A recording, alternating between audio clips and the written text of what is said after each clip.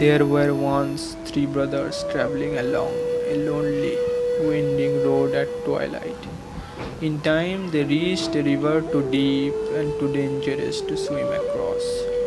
However, those three brothers were learned in the magical arts, and so they simply waved their wand and made a bridge appear across the water.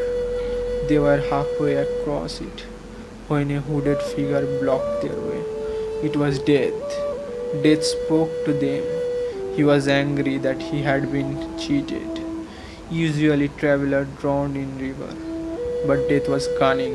He pretended to congratulate the three brothers and said they had earned a prize. So the eldest brother was power-hungry man, asked a wand more powerful than any in existence, a wand that must win duels for his master, that a worthy wizard who had conquered death.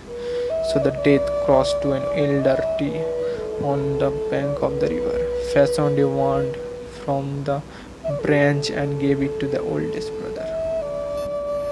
Then the second brother, who was an arrogant man, decided that he wanted to humiliate Death and asked for the power to recall other from death.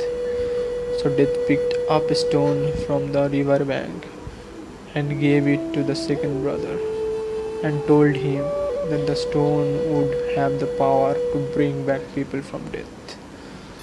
And then Death asked the third and youngest brother what he would like.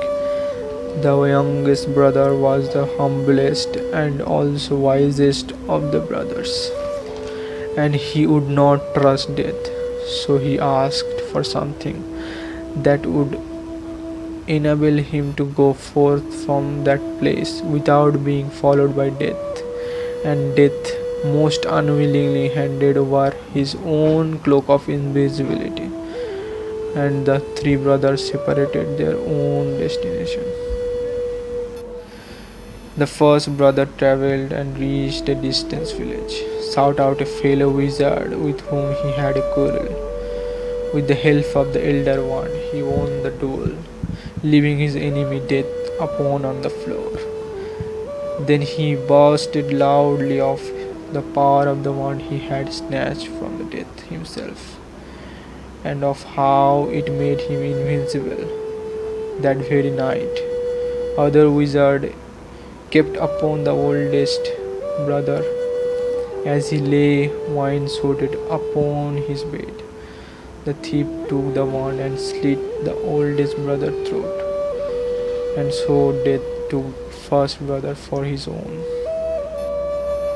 Second brother journeyed to the home where he lived.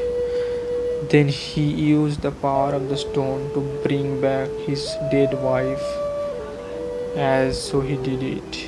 Yet she was sad and cold, separated from him by a veil.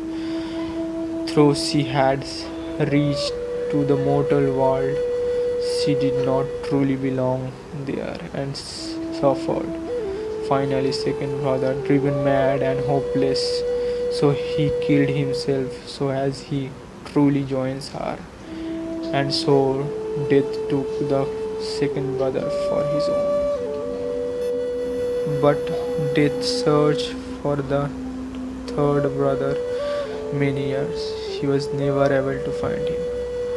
When the youngest brother attained a great age, that finally took off his cloak of invisibility and gave it to his own son. And then he greeted Death as an old friend and went with him gladly and equally, and then they departed his life.